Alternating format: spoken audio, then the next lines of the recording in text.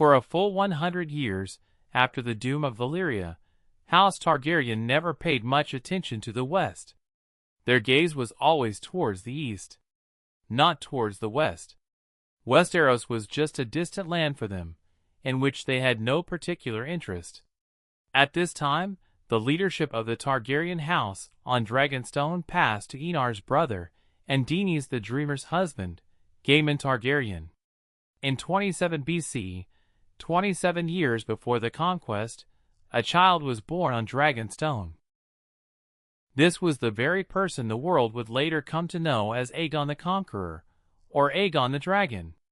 Aegon was the only son of Lord Aeron Targaryen of Dragonstone and Lady Valyna Velaryon.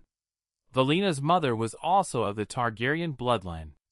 For this reason, the Velaryon blood in Aegon's veins was considered even purer.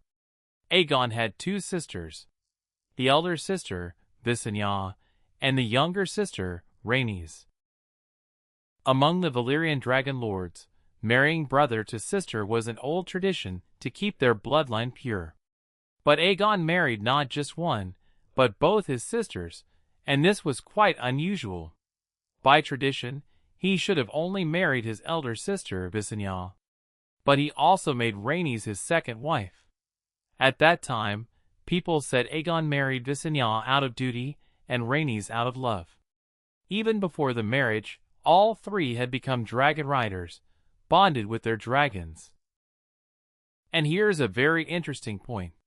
When Aenar the Exile came from Valyria to Dragonstone, he brought 5 dragons with him. But by Aegon's time, only one of those 5 dragons was still alive, Balerion the Black Dread. The other 2 famous dragons, Vhagar and Meraxes, hatched on Dragonstone itself. Meaning, Aegon didn't just have the power of 1, but 3 dragons at this time. And it was this very power that, a few years later, was going to change the fate of all of Westeros. But at that time, Westeros was not peaceful either. It was not one united kingdom, but was divided into 7 separate kingdoms, and there was hardly any time when 2 or 3 of these kingdoms weren't at war with each other. Out of the 7 kingdoms, the 2 most powerful and aggressive kings were the ones whose territories were closest to Dragonstone. One was Harren the Black, and the other was Argilac the Arrogant. House Durrandon ruled from Storm's End. There was a time when these people ruled over a huge part of eastern Westeros. But for centuries, their power had been slowly declining. The kings of the Reach were snatching their lands from the west. From the south, the Dornish attacked constantly, and in the north, Harren the Black and his Ironborn had pushed them back from the lands above the Trident and the Blackwater Rush. Yes, King Argilac did manage to halt this decline for some time. When he was still just a boy, he had pushed back a Dornish invasion. Later, he was part of a grand alliance against Volantis and personally killed the king of the Reach, Gar Seven Gardner, at the Battle of Summerfield. But times had now changed. Argilac was growing old. At that very time, north of the Blackwater, the Riverlands were ruled by Harren the Black, the most dangerous and fearsome king of House Hor. His grandfather, Harwin Harhand, had seized the trident from Argilac's grandfather. But Harren's biggest obsession was to build a castle the world had never seen before. He spent almost 40 years solely on this task. This castle was Harrenhal. And as Harrenhal was nearing completion, it became clear to everyone that Harren the Black was soon going to set out on a new conquest. In all the 7 kingdoms, no king was considered more fearsome than Harren the Black, and the one who feared him the most was Argilac. Argilac had grown old. He had no son, only a daughter. So, he made a plan to form a political alliance. He sent a message to Lord Aegon on Dragonstone, proposing marriage to his daughter. And not just his daughter, he also offered a large territory as a dowry. All the land east of the God's Eye, from the Trident down to the Blackwater Rush. But Aegon rejected this proposal outright, and from here began that chain of events which changed the history of Westeros forever. Aegon rejected Argilac's proposal outright. He said, "I already have 2 wives. I have no need for a third."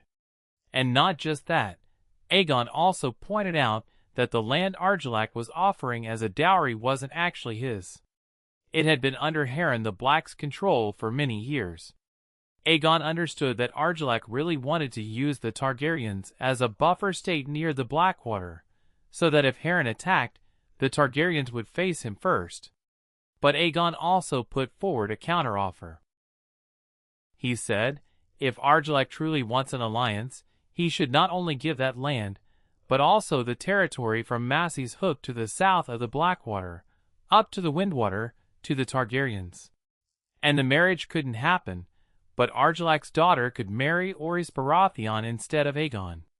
The same Orys, who was Aegon's closest childhood friend and his most trusted commander. Hearing this, Argilac became mad with rage.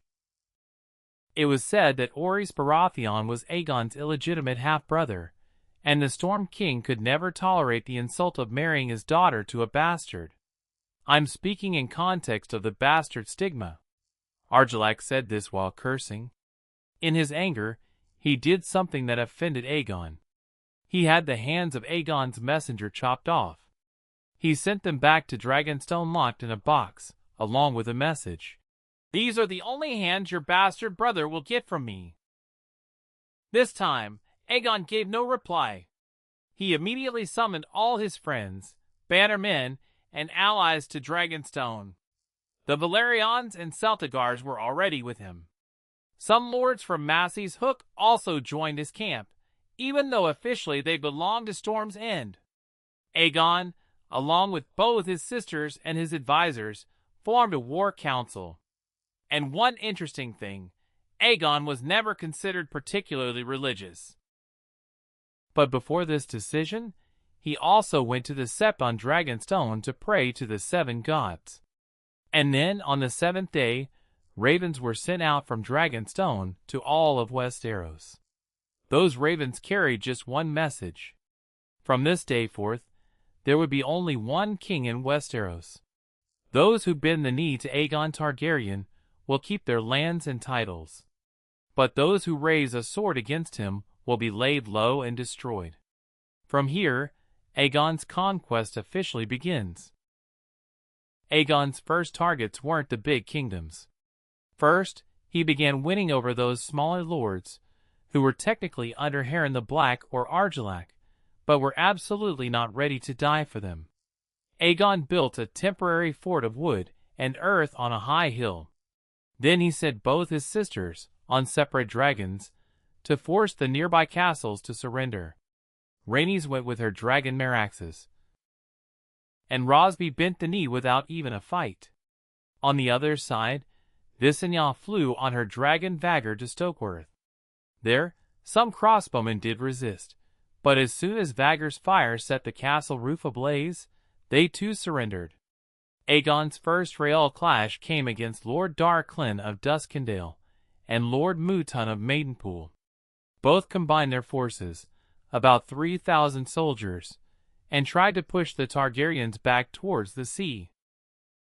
But Aegon attacked with his army from the front, and at the same moment, Orys Baratheon came from the side with his troops. And then, from the sky, came the Black Dread. The battle couldn't last long against Dragonfire. Lord Darklyn and Lord Mouton were both killed. Their heirs immediately came on their knees. They surrendered their castles, and became loyal vassals of House Targaryen. After this victory, Aegon's next big target was Duskendale, which at that time was a rich and very important port city on the western coast. But Aegon's sister, Visenya, flatly refused to let the city be sacked.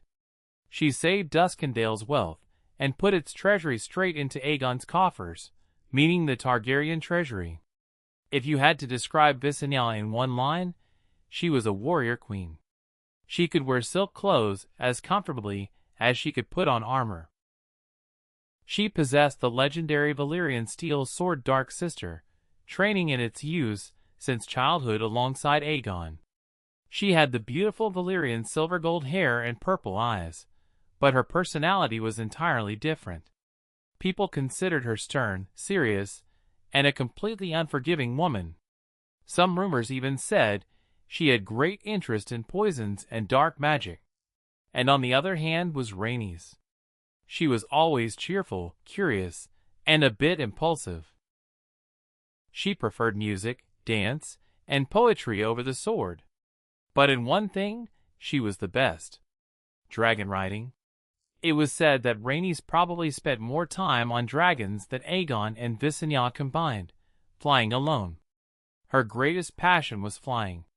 She often said she wanted to ride her dragon Meraxes beyond the Sunset Sea before she died, to see what lay across the waters where no one has ever reached. That is, the far, far west. In the court, there were also many rumors about Rhaenys. It was said that when Aegon was with Visenya, Rhaenys would surround herself with handsome young men. But one thing everyone noticed: Aegon spent far more time with Rhaenys compared to Visenya. It is said that for every one night Aegon spent with Visenya, he spent about 10 nights with Rhaenys. Aegon Targaryen himself was quite a mysterious person. He wielded the legendary Valyrian steel sword Blackfire, and was counted among the greatest warriors of his age. But the strange thing was, he had absolutely no interest in tournaments or showing off his strength. He flew on his dragon Balerion only for 2 reasons: either for battle or for essential travel. Aegon had no real close friend except Orys Baratheon, who had been his closest companion since childhood. And most importantly, Aegon could be extremely ruthless with his enemies. But surprisingly, with those who bent the knee to him, he dealt with mercy and respect. And now, Aegon was about to show this to all of Westeros. Aegon summoned all the lords he had defeated to the Aegon fort, the fort built on Aegon's high hill. They all laid their swords at his feet and surrendered. But Aegon did not take their lands or titles. Instead, he raised them up and confirmed their titles. This was Aegon's way of showing that if you surrender, both your honor and your house will be saved. To those who had stood with him from the beginning, Aegon gave new and greater positions. Daemon Valerion was made commander of the royal fleet, meaning master of ships. Tristan Massey became master of laws. Crispian Celtigar became master of coin. And the most special position was given to Orys Baratheon. Aegon called him my shield, my stalwart, my strong right hand. This is why, in history, Orys Baratheon is considered the first hand of the king. After this, Aegon displayed his royal banner for the first time: a red 3-headed dragon on a black background. This banner later became the official sigil of House Targaryen. Then Visenya placed a Valyrian steel crown studded with rubies on Aegon's head, and Aenys proclaimed him Aegon, first of his name, king of all Westeros, and shield of his people. As soon as these words were spoken, the dragons roared loudly. The lords and knights raised their swords in salute. But the greatest joy was among the common people. Farmers, fishermen, and villagers were cheering the loudest. On the other side, Harren the Black and Argilac had already gathered their armies. Mern Gardner, king of the Reach, went directly to Casterly Rock to meet King Loren Lannister. The Princess of Dorne offered Aegon an alliance, but with one condition: she would be his equal ally, not his subject. An alliance proposal also came from the Vale. In the north, King Torrhen Stark was sitting with his banner men, thinking about how to face this new conqueror. Now all of Westeros was waiting for just one thing: on whom would Aegon strike next? The answer didn't make them wait long. Just a few days after the coronation, Aegon's armies began to march again, and this time their first major target was Storm's End. Aegon divided his army into 3 parts. Orys Baratheon and Rhaenys, with the dragon Meraxes, advanced towards Storm's End. Daemon Valerion took his fleet, and went with Queen Visenya and Vagr towards Gull Town and the Vale. And Aegon himself, with Balerion the Black Dread, began marching straight towards Harrenhal, towards that castle which was Harren the Black's pride and his greatest arrogance. But the beginning wasn't easy at all for the Targaryens. In the Stormlands, Lords Errol, Fell, and Buckler ambushed Orys Baratheon's army. Over 1,000 soldiers were killed, and the attackers vanished into the forest. In the Vale, too, the Targaryen fleet suffered heavy losses.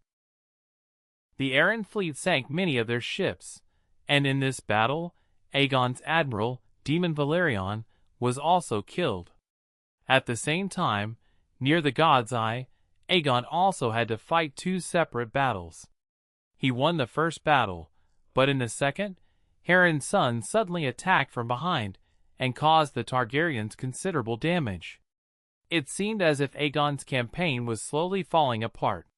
But there was one thing no one had an answer for: dragons. The Vale's navy may have defeated the Targaryen fleet, but then Visenya descended from the sky on her dragon Vagr. Within no time, the enemy's own ships had become fireballs. In the Stormlands, Lords Errol, Fell, and Buckler hid in the forests. But Rhaenys set the entire forest ablaze with meraxes.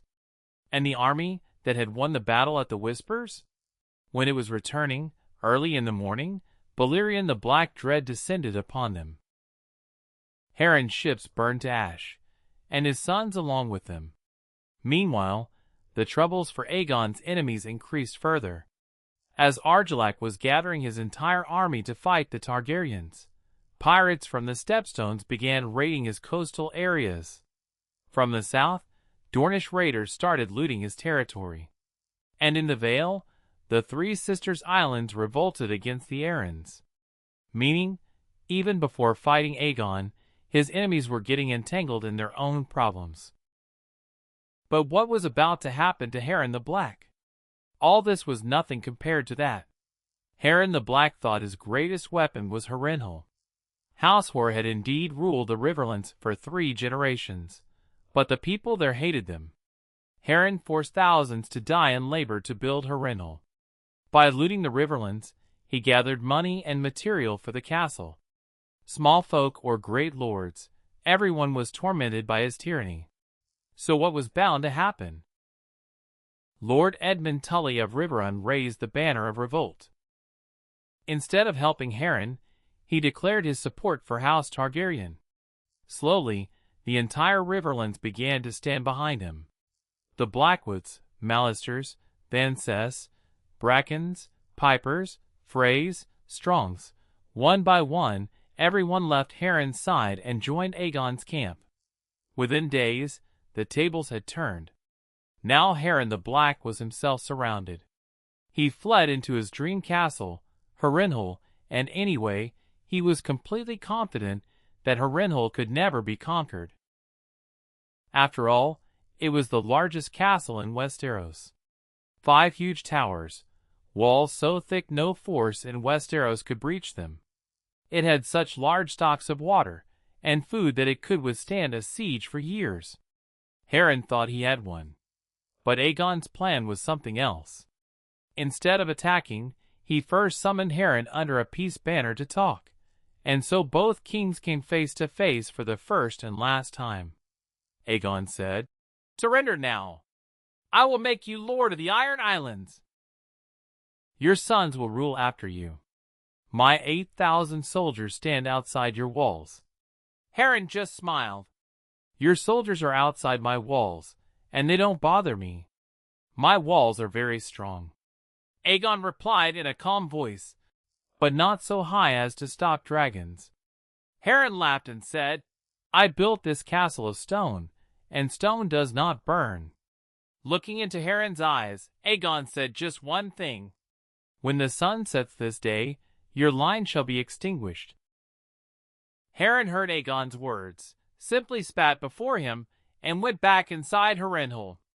He deployed every soldier on the walls.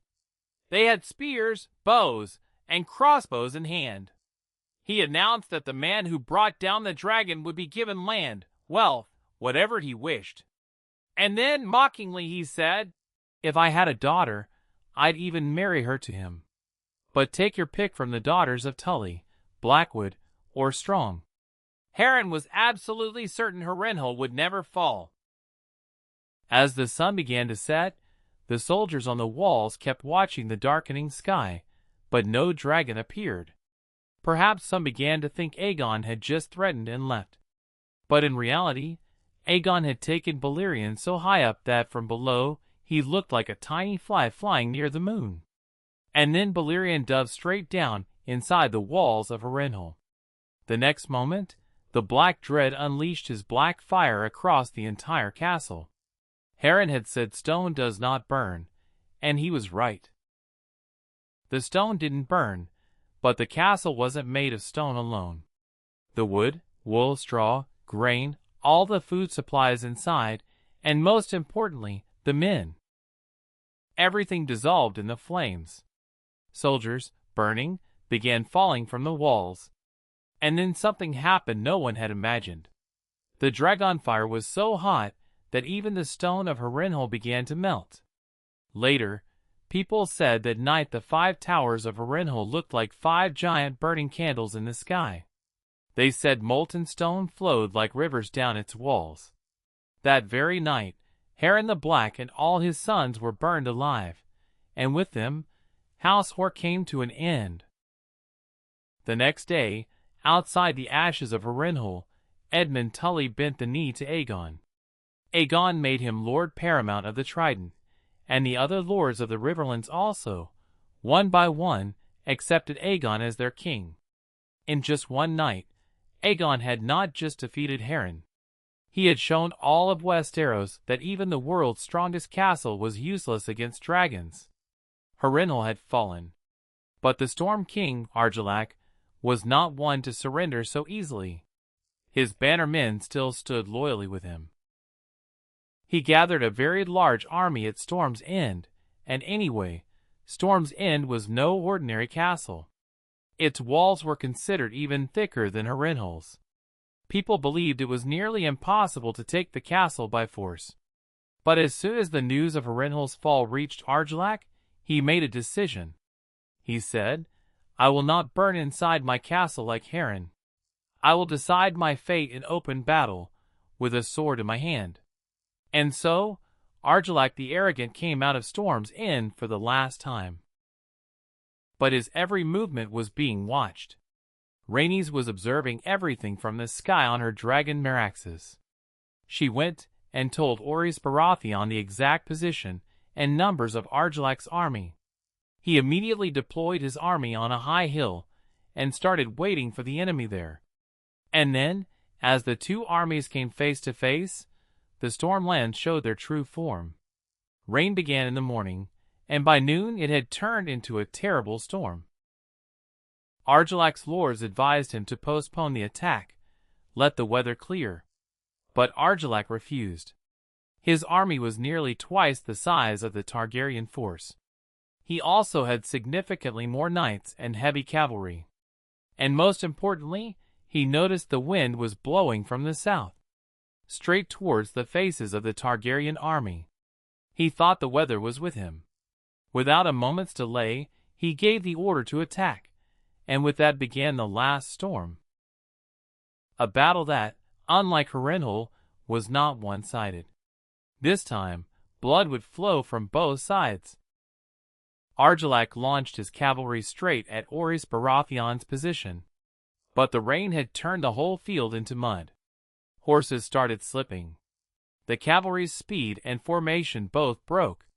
The Stormlanders then changed strategy. They dismounted and started climbing the hill on foot.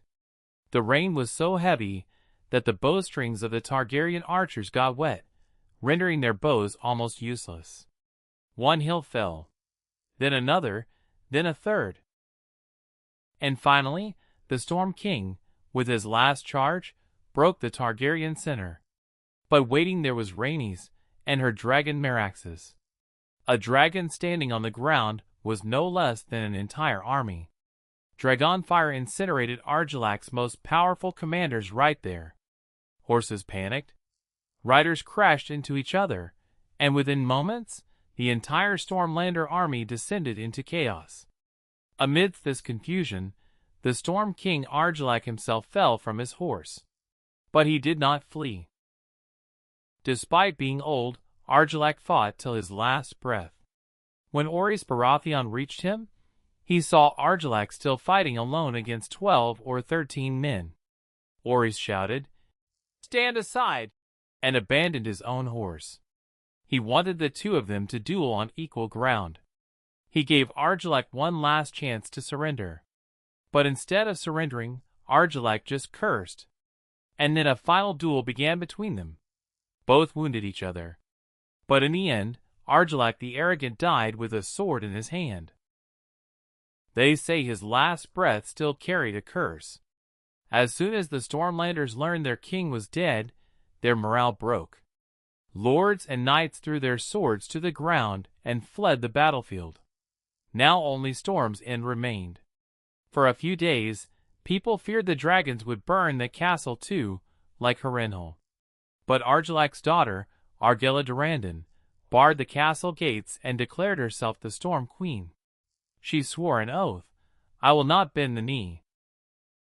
When Rhaenys flew on Meraxes to speak with her, Argella gave her just one answer.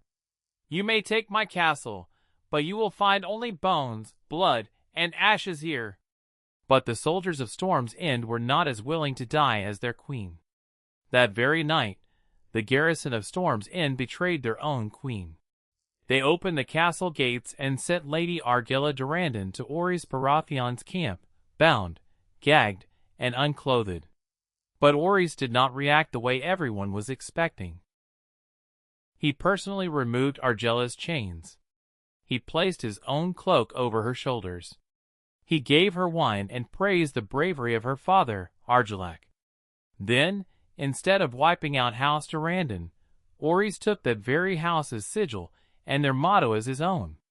Storm's End became his new seat, and later, Argella Durrandon became his wife. Now, both the Riverlands and the Stormlands were under Aegon's control. The remaining kings understood their turn was coming. In the north, King Torrhen Stark began summoning his banner men. In the Vale, Queen Shara Arryn reinforced the security of the Eyrie and sent her army towards the Bloody Gate. But she also played another strange move. It's said that Shara Arryn, famous for her beauty, sent her portrait to Aegon. She was considered the fairest maid in all of Westeros. She sent a marriage proposal. There was just one condition. Her son, Ronald Arryn, would be named Aegon's heir. She thought she could drive Aegon mad with her beauty. But Aegon never gave any answer to this proposal. Perhaps because he already had two queens, or perhaps because his next focus was elsewhere, towards the west.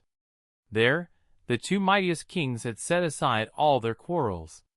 King Mern Gardner of the Reach and King Loren Lannister of the Rock had jointly decided to stop Aegon forever. And when their armies combined, Westeros witnessed the largest army seen up to that time. Around 55,000 soldiers, over 600 lords, and more than 5,000 mounted knights. King Mern proudly said, "This is our Iron Fist." But just a few days later, this very Iron Fist was going to turn to ash in the face of Dragonfire. As soon as the news of that massive army coming from the west arrived, Aegon also set out with his army to clash with them. But there was one very big problem. The two kings had almost 5 times more soldiers than Aegon. And a large part of Aegon's army consisted of those river lords, who had joined him just a few days earlier, meaning their loyalty hadn't even been properly tested yet. But Aegon had one advantage. His smaller army could move faster.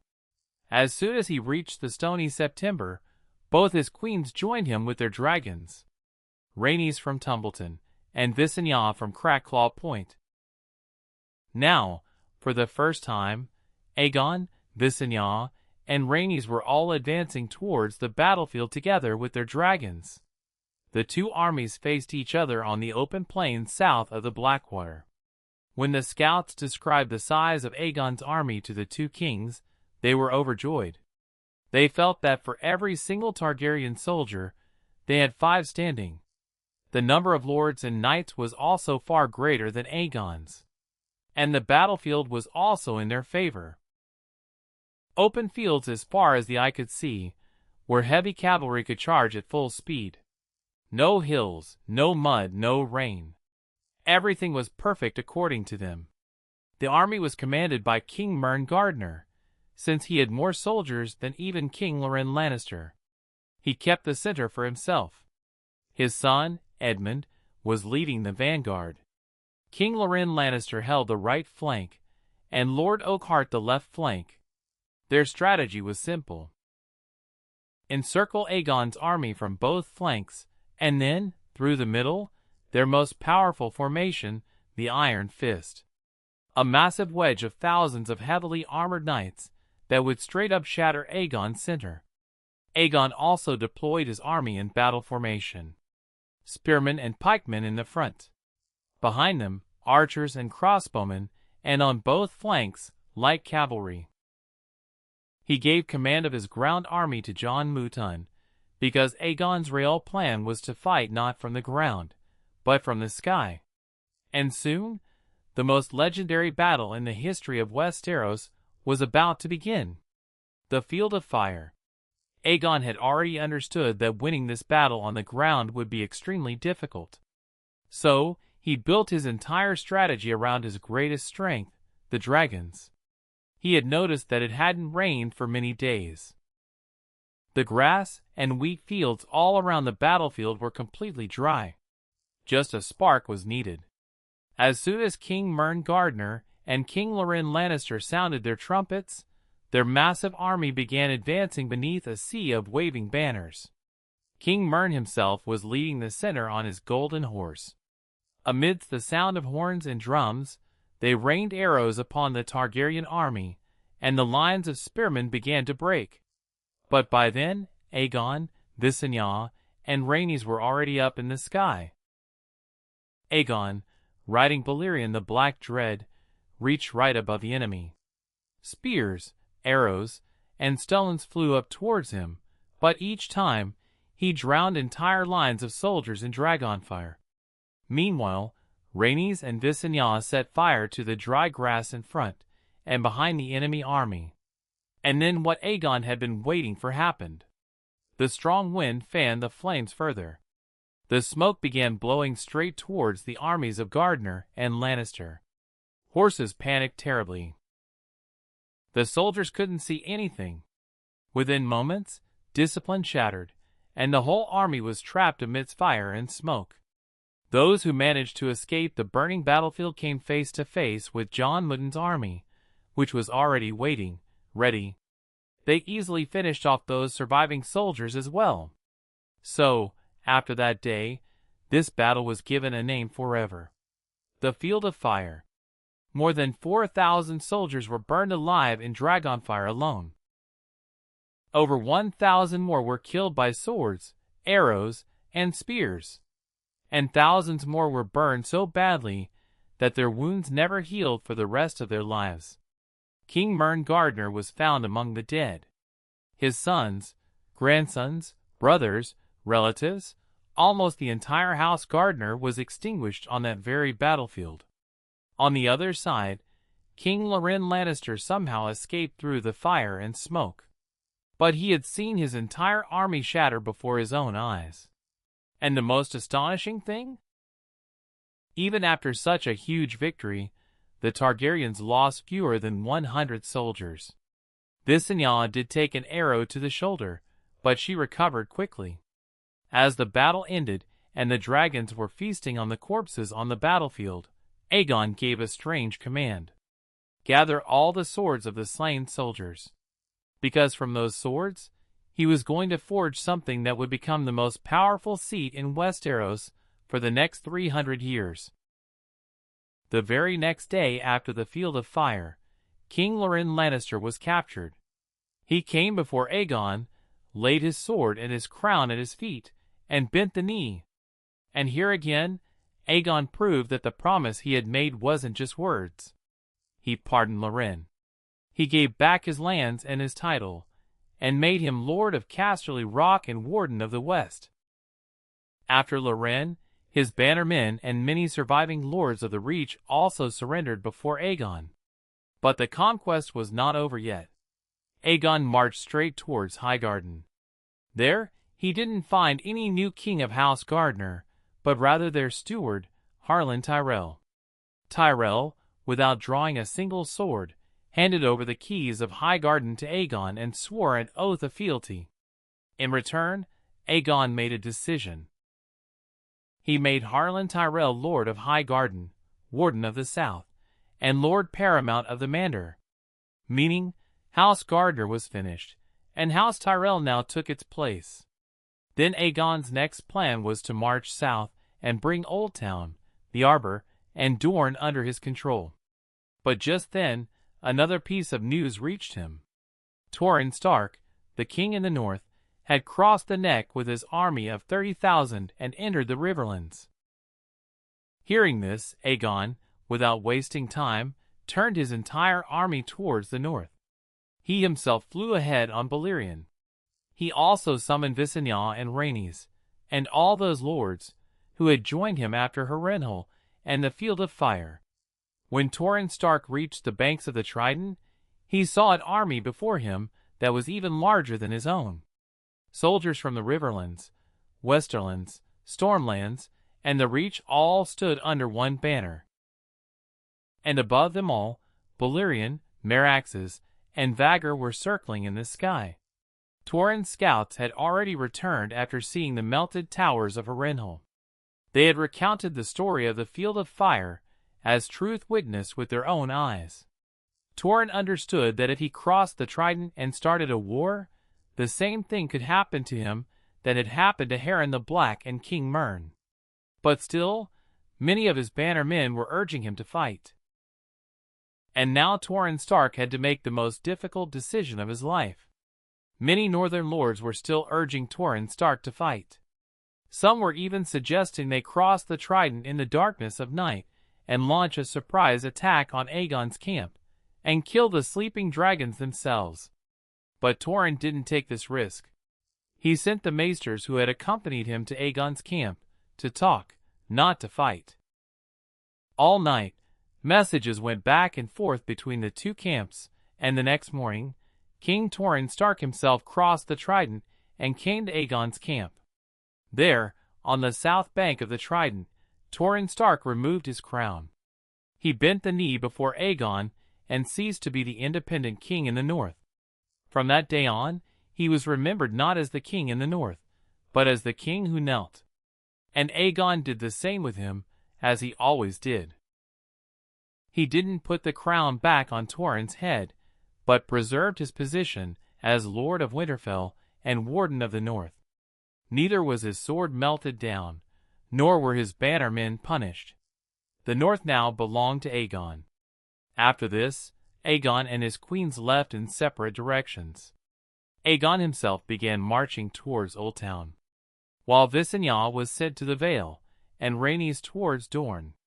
In the Vale, Queen Shara Arryn had further strengthened her defenses. The garrison of Gull Town was increased, and every castle on the way to the Eyrie was prepared. But all these preparations proved useless against dragons. Visenya flew Vhagar straight into the inner courtyard of the Eyrie. When Queen Shara came out, she saw something she had perhaps never even imagined. Her little son, Ronald Arryn, was sitting on Vhagar's back, and in his eyes there was no fear, only wonder and excitement. The boy looked at his mother and asked just this much. "Mother, may I go flying with this lady?" That single question changed everything. No threats were made, no negotiations took place. Just two queens smiled at each other, and Queen Shara handed over the Eyrie, the gates of the moon, and the entire Vale to Visenya without a fight. Later, people say that day, Ronald Arryn flew on Vhagar and circled 3 times over the giant's lance. And when he came down, The Vale's independence was over. But he was now a lord. However, Rhaenys' journey wasn't so easy. She reached Dorne, but there she found no army to fight. Dornish spearmen were indeed stationed at the Prince's Pass, but Rhaenys didn't fight them. She flew straight to Vaith and demanded surrender, but the castle was empty. Inside were only women, children, and the elderly. When Rhaenys asked, "Where have the lords gone?" she got just one answer: "Gone." Rhaenys kept flying from one place to another. God's Grace, Hellholt, Planky Town, but everywhere the story was the same. The Dornish army had vanished instead of showing up. Then finally, Rhaenys reached Sunspear. There she met Princess Marya Martell. Marya was about 80 years old at that time. She had ruled Dorne for 60 years. Due to age, she had certainly become frail, but her courage had absolutely not broken. People mockingly called her the Yellow Toad of Dorne, and this name was coined by Argilac. Rhaenys told her directly, "I have not come to fight you. Tell your brother to bend the knee." Princess Marya fearlessly replied, "Dorne has no king. Go tell your brother that." Rhaenys then said, "Fine. Then next time we shall return with fire and blood." But Marya Martell's answer became the most memorable reply of Aegon's entire conquest. She said, "Your words I have heard, and your threat I have heard. Remember our words. Unbowed, unbent, unbroken. You may burn us, break us, kill us, but you cannot make us bend. This is Dorne. You were never welcome here. Now go back." Now, why did the people of Dorne have such defiance? You'll find the answer to that in the story of the 10,000 ships, which will be coming soon on this channel. And so, with this, Dorne became the only part of the 7 kingdoms that had clearly refused to bend before Aegon Targaryen. Dorne had rejected Aegon. But now his next stop was Oldtown, which was the largest center of religion in all of Westeros. Here lived the High Septon, whose word millions followed, and from here the Faith Militant, meaning the warrior sons, wielded their power. If Oldtown decided to fight, it wouldn't just be a battle with another kingdom. It would become a war between Aegon and the Faith. But when Aegon arrived at Oldtown with his army, he saw that the city gates were already open, and Lord Manfred Hightower himself was waiting outside for him. Now, there was an interesting story behind this too. So, when the news of Aegon landing in Westeros reached Oldtown, the High Septon locked himself inside the starry September for 7 days and 7 nights. He survived only on bread and water. He kept praying continuously, seeking guidance from the gods. On the 7th day, he announced that the gods had shown him a vision. If Oldtown raised a sword against Aegon, Oldtown would burn. The High Tower would burn. The Citadel would burn. And the starry September would also be destroyed. After hearing this vision, Lord Manfred Hightower decided to surrender without a fight. He came before Aegon himself. He handed over his sword, his city, and his loyalty. Some even say he offered his youngest daughter's hand in marriage to Aegon.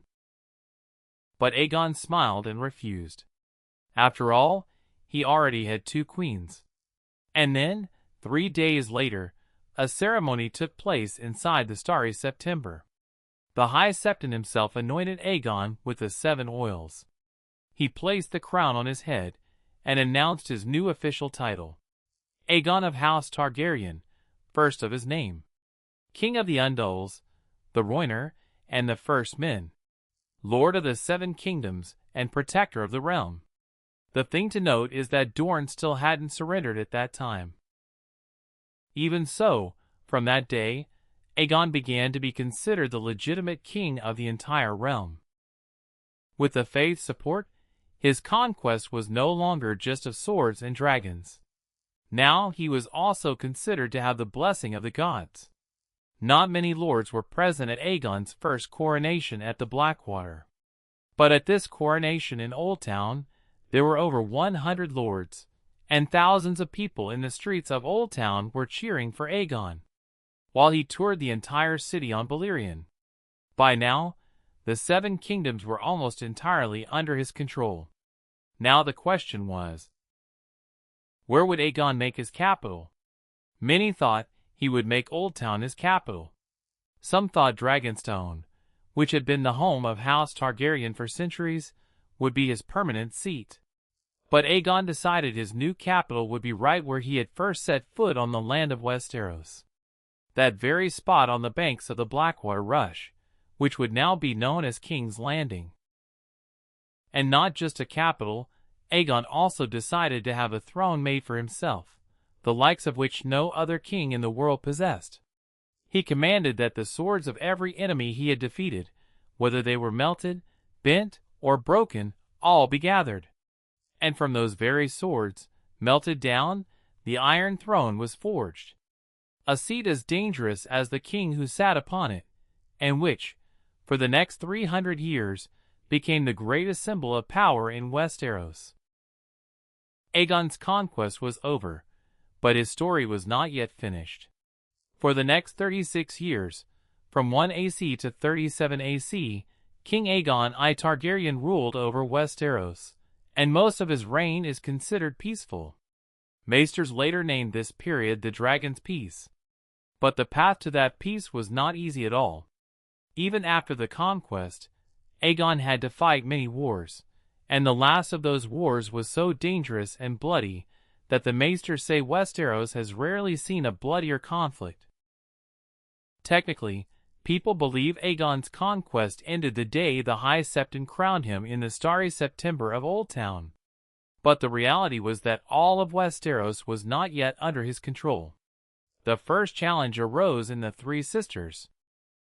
When nothing happened, Lodos filled his clothes with stones and walked into the sea, saying, "I go to consult my father."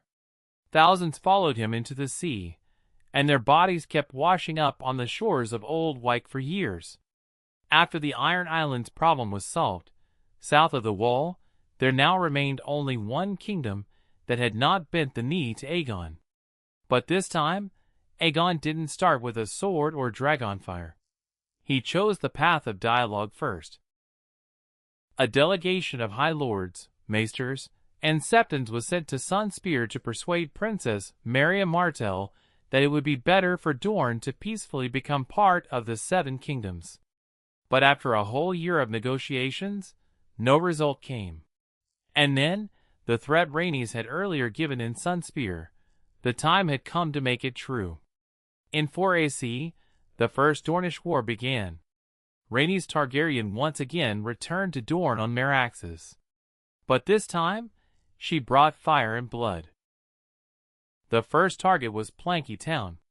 Merax's dragonfire swiftly turned the entire floating town to fire. The fire spread from boat to boat, and soon the mouth of the Greenblood River was filled with smoke and burning ships. People jumped into the water to save themselves. For this reason, more people died from drowning in this attack than from dragonfire. The First Dornish War had officially begun. To invade Dorne, Aegon divided his army into 3 parts.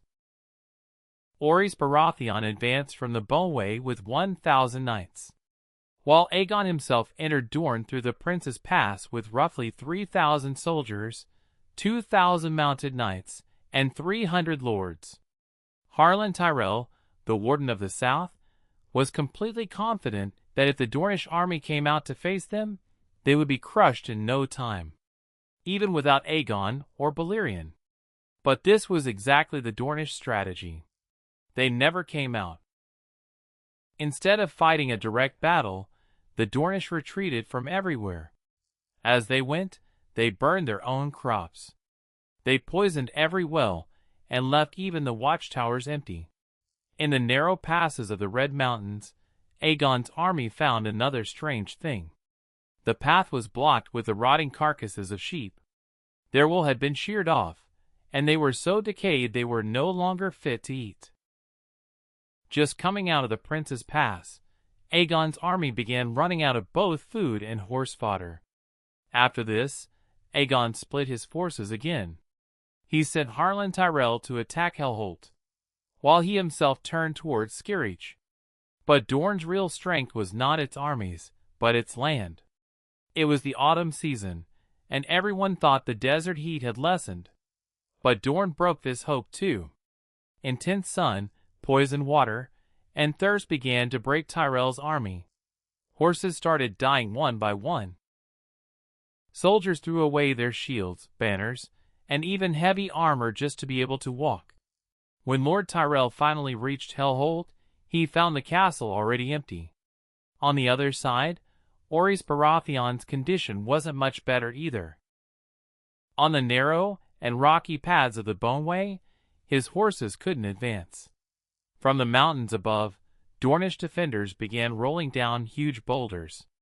And when Orys' army was crossing the bridge over the River Will, suddenly, thousands of Dornish archers hidden in the mountains appeared and rained arrows down so heavily that the Targaryen army couldn't even understand which direction the attack was coming from. Orys Baratheon's campaign had turned into a disaster. When he tried to retreat, the Dornish played another trick. A massive rockslide sealed off his path back. Now the Stormlanders could neither advance nor retreat, and then the Dornish began the slaughter. Orys Baratheon and several major lords were captured alive because they could fetch a good ransom. They were made captives of the Will of Will, known to people as the Widow Lover. But during this time, Aegon's campaign was going quite well. He captured Skyreach. He had taken Ironwood, and the Tor surrendered without a fight. Then Lord Toland of Ghost Hill sent Aegon a challenge to single combat. Aegon accepted the challenge and killed the man he faced. But later it turned out that wasn't Lord Toland. It was just his fool, his court jester. The real Lord Toland had disappeared by then. When Aegon finally reached Sunspear there too, he saw the same thing he had been finding everywhere in Dorne. No sign of Princess Meria Martell, nor of any Dornish army. Rhaenys had already taken control of several Dornish castles. But everywhere, only the elderly, women, and children were found. Then Rhaenys said a line to Aegon which described Dorne's entire strategy. "The yellow toad has melted into the sands," meaning Princess Meria Martell had vanished into the sands as if she had never been there at all. After this, Aegon stood in the great hall of Sunspear and declared, "Dorne is now part of my kingdom." He declared Princess Meria Martell and the other Dornish lords to be rebels and outlaws. He put a price on their heads. He made John Rosby Castellan of Sunspear and Warden of the Sands, and left him in Dorne. Seeing all this, Aegon thought the war was over. But as soon as he returned to King's Landing, Dorne came alive again. Suddenly, Dornish spearmen appeared from everywhere, and the castles Aegon had worked so hard to capture, Skyreach, Ironwood, the Tor, and Ghost Hill, one by one, all fell back into Dornish hands. Aegon had thought Dorne would bend within a few months, but he had greatly underestimated one thing. The Dornish never fought a direct war. Whenever Aegon captured a castle, as soon as he left, the Dornish would emerge from the Shadow City and retake it. The worst fate befell John Rosby, whom Aegon had made Castellan of Sunspear and Warden of the Sands. The Dornish besieged Sunspear. Rosby was captured alive. He was dragged to the top of the Spear Tower and thrown down from there. Only Lord Tyrell and his army remained in Dorne. Before returning to King's Landing, Aegon had ordered him to stay at Hellholt and crush any rebellion. But Hellholt also proved to be a trap. Even the fish were poisoned, and the Dornish attacked Tyrell's soldiers by surprise every day. Eventually, when the news of Sunspear's fall reached Hellholt, Lord Tyrell decided he would now capture the Will himself and avenge Rosby's death. But Tyrell and his entire army vanished somewhere between Hellholt and the Red Sands. Neither their bodies were found, nor their horses, nor their banners. It was as if the entire army had been swallowed by the sand. This war continued for the next 7 years. During this time, there were raids, assassinations, small truces, and then bloodshed again. Aegon wanted to make Dorne bend at any cost, and Dorne was not ready to bend at any cost. Finally, in 7 AC, Orys Baratheon and the other major lords were freed after paying ransom. But when Orys returned to King's Landing, everyone saw that the widow lover had not cut off both his hands, but specifically his sword hand. He also sent a message. Now Orys Baratheon will never be able to raise a sword against Dorne again. To avenge this insult, Aegon himself flew to the Will on Balerion. He burned more than half the castles and watchtowers to ash with dragonfire. But the widow lover still did not fall into his hands. He had vanished into the caves and tunnels of Dorne, where he remained alive for another 20 years. In 8 AC, Dorne launched its first major attack on the west. With the help of the pirate king of the Stepstones, Dornish raiders crossed the sea and reached Cape Wrath, burning around 50 villages. They say Princess Maria's message was just this: fire for fire. Meaning, the Targaryens had burned Dorne. Now Dorne was burning their land too. That same year, Visenya attacked Dorne again with Vagor, and Lemonwood, Ghost Hill, and many other areas were devastated by Vagor's fire. But the next year, Dorne responded again. By this time, all lords had understood how difficult it was to attack Dorne, because even with dragons, no one had been able to make Dorne bend in all these years. Here the story reaches a huge turning point. Aegon once again unleashed his dragons on Dorne. He himself attacked Skyriach. Then Visenya burned Starfall, and Rhaenys, riding Meraxes, once again reached Hellholt. But this time, everything changed. An iron bolt, shot from a scorpion mounted on Hellholt's highest wall, struck Meraxes right in the eye. The dragon's scales were so strong that common arrows did nothing. But the eye was its weakness. Meraxes didn't die immediately. Writhing in pain, it crashed to the ground, and in falling, it also brought down the tower and a large part of Hellholt's wall. What actually happened to Rhaenys? This is a mystery to this day. Some say she fell from the dragon's back and died. Some say she was crushed to death beneath Meraxes. And some stories even say she was captured alive and died a terrible death in the dungeons. George Martin deliberately doesn't confirm this. This much is certain. In 10 AC, Queen Rhaenys Targaryen died at Hellholt. After Rhaenys' death, Aegon's anger grew immensely. The next 2 years were known as the Dragon's Wrath. Balerion and Vagor returned to Dorne again and again, burning almost every castle except Sunspear 3 times over. Balerion's fire was so deadly that the sand around Hellholt turned into glass in many places. But it wasn't just dragons. Assassinations started from both sides. The Iron Throne placed a bounty on the head of every Dornish lord. Lord Fowler, Lord Vaith, Lady Toland, and 4 consecutive lords of Hellholt were killed. In retaliation, the Dornish also began eliminating Westerosi lords one by one. Someone was killed during a hunt, someone was served poisoned wine, and Lord Fell was murdered in a brothel in King's Landing. From here, the fight between Dorne and the Iron Throne was no longer limited to the battlefield, but became a bloody cycle of revenge, where there was only vengeance on both sides. The most infamous incident of this bloody era happened in 12 AC. The Will of Will, called the Widow Lover, infiltrated a wedding. His men killed Lord Oakhart and most of the guests. Then, they castrated the groom in front of the bride. After that, they violated Lady Alice Oakhart and her handmaids, and finally, they captured everyone and sold them to slavers in Myr. This is considered one of the most horrific atrocities of all the Dragon's Wars. By then, Dorne was also terribly devastated. After years of war, there was famine, plague, and ruin there. Traders from the free cities had begun calling it the Blasted Land. Yet, House Martell proved their motto: unbowed, unbent, unbroken, true, and never bent the knee. Finally, in 13 AC, Princess Miriam Martell, the Yellow Toad of Dorne, died of old age and illness.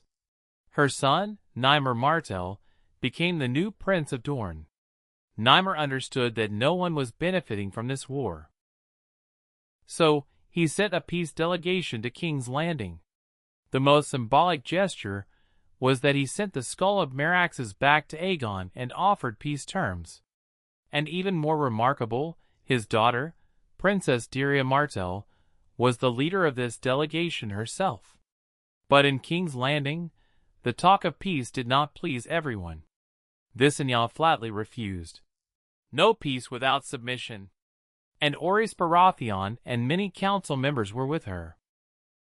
Some lords were so filled with hatred that they even advised treating Princess Dyria in a very dangerous manner. By this time, the hatred on both sides had become so deep that peace didn't seem easy. So, Aegon was about to reject this peace delegation. His council believed that making peace without Dorne bending the knee would mean making Rhaenys' death and all those years of war meaningless. Then Dyria gave Aegon a sealed letter from her father, Prince Nymer Martell. She said, "For your eyes only, your grace." Aegon read the letter in front of everyone. While reading, there was no expression on his face. Absolutely stone-faced. But when he stood up, people saw that his hand had been cut by the swords of the Iron Throne, and it was bleeding.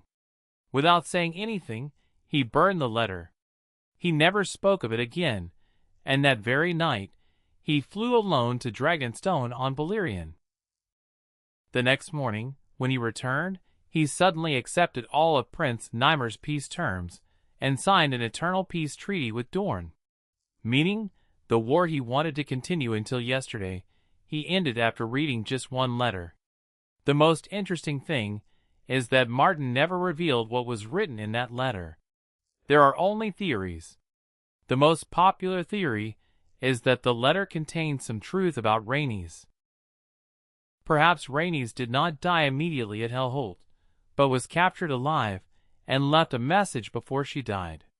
Or Nymer had some proof of her death that only Aegon should know. Another theory says Nymer threatened Aegon that if the war continued, Dorne's assassinations, and this war would never end. Dragons could burn castles, but could never fully conquer Dorne. Officially, no one knows to this day what was written in that letter. George R.R.